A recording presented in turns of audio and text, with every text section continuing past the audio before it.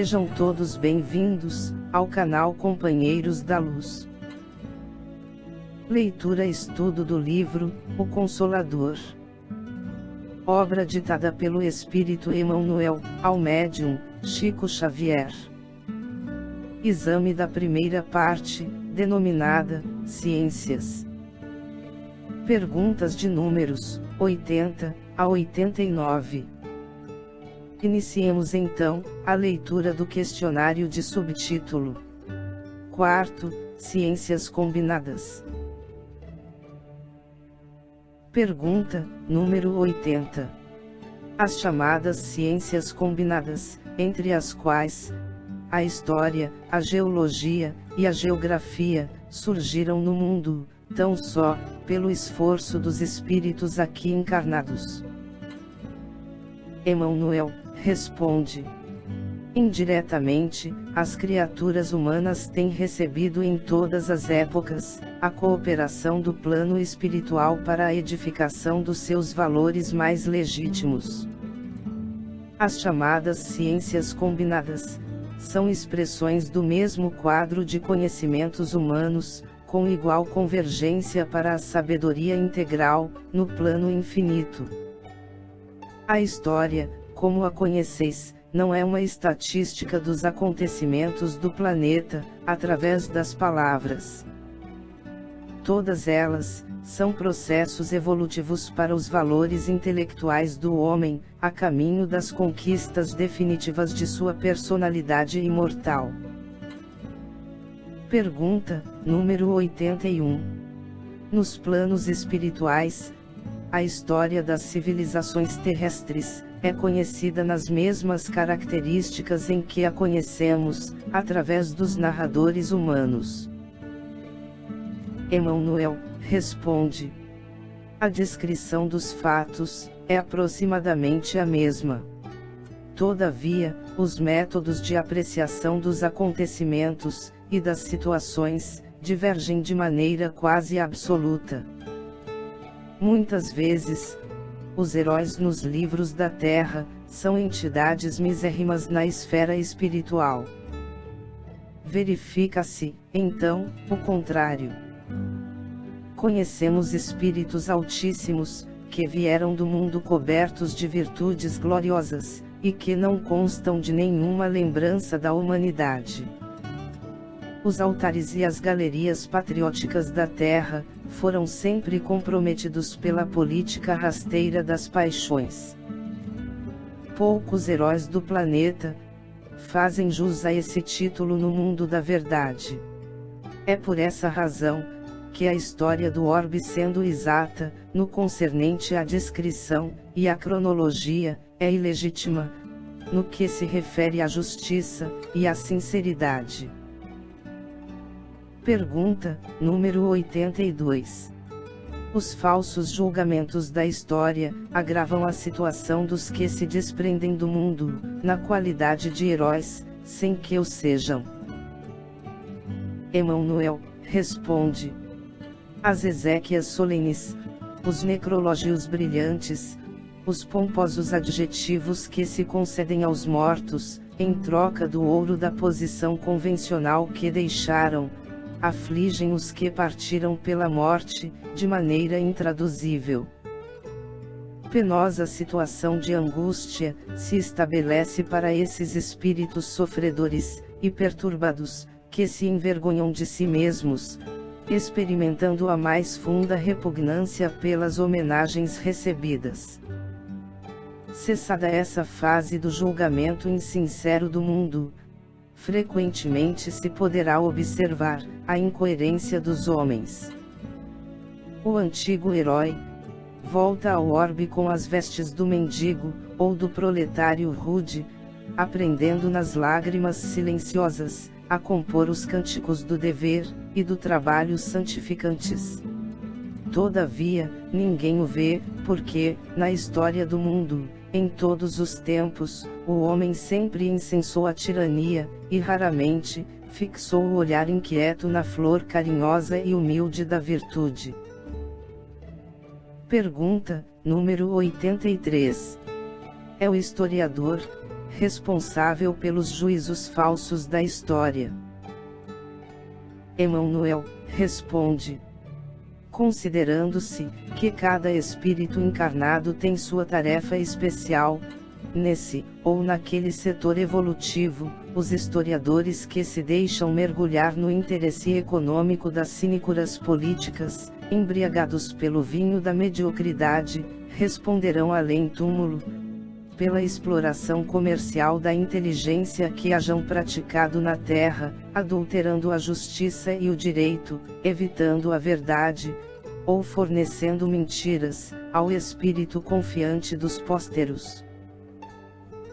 Pergunta, número 84. Se um espírito no plano invisível, não é realmente uma criatura santificada, como receberá as orações de seus devotos, se a história do mundo o canonizou? Emmanuel responde: a canonização é um processo muito arrojado das ambições humanas, para ser considerado perante a verdade espiritual. Conhecemos inquisidores, verdugos de povos e traidores do bem, conduzidos ao altar pelo falso julgamento da política humana. A prece dos devotos invocando seu socorro, muitas vezes, sem se lembrarem da paternidade de Deus, ecoa-lhes no coração perturbado com vozes de acusação terrível e dolorosa, porquanto reavivam ainda mais a nudez de suas feridas.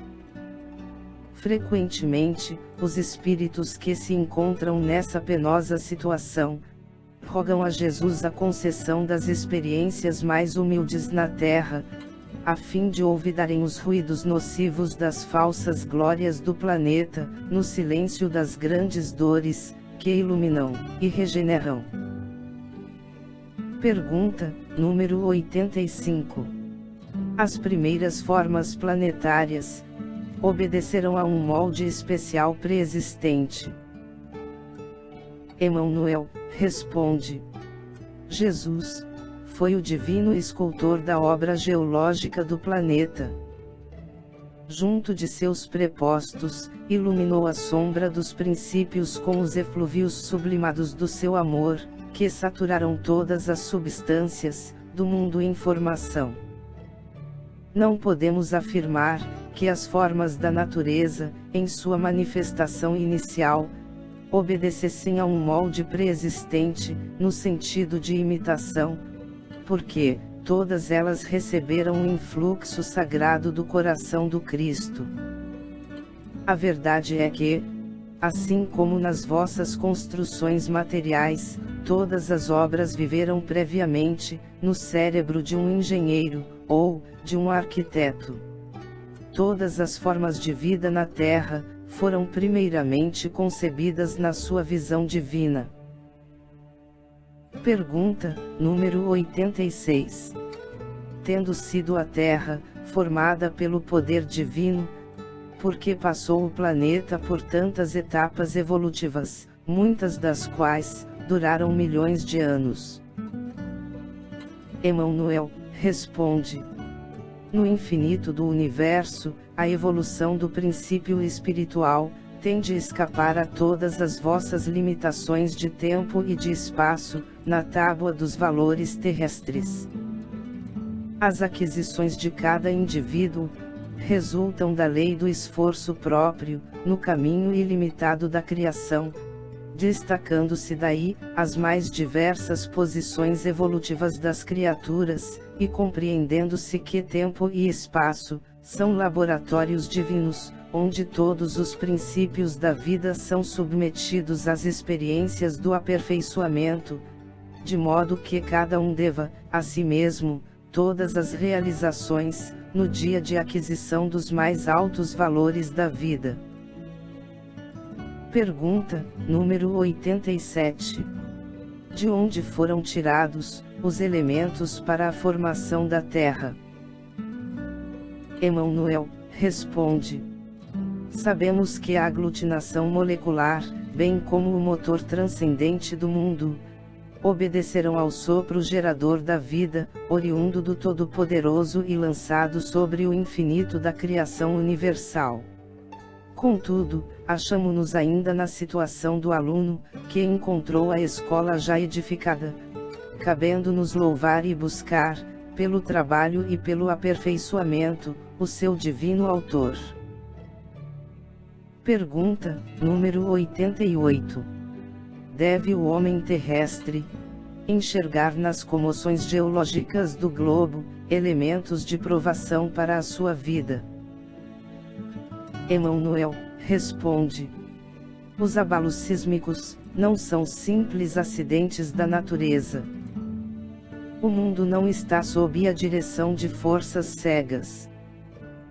As comoções do globo são instrumentos de provações coletivas, ríspidas e penosas. Nesses cataclismos, a multidão resgata igualmente os seus crimes de outrora, e cada elemento integrante da mesma quita-se do passado na pauta dos débitos individuais. Pergunta, número 89. Por que razão não existe nos textos sagrados uma notícia positiva das terras descobertas posteriormente à vinda de Jesus ao planeta? Emmanuel responde: nesse particular, temos de convir que a palavra das profecias, através de todos os tempos e situações do planeta, como eco das regiões divinas, não teve em mira, senão, a edificação do reino de Deus nos corações, desprezando as fundações humanas, precárias e perecíveis. Todavia, no desdobramento das revelações, encontrareis notícias das novas terras, posteriormente descobertas, informações essas, que se encontram sob os véus dos símbolos, como aconteceu com todas as demais notificações, que o Velho e Novo Testamentos legaram ao homem espiritual. Chegamos ao final da leitura deste questionário. Não percam a leitura do próximo de subtítulo. Item 5, Ciências Aplicadas. Muito obrigado por apoiarem nosso canal. Curtam, comentem, inscrevam-se e compartilhem. Boa reflexão, e que Jesus abençoe a todos.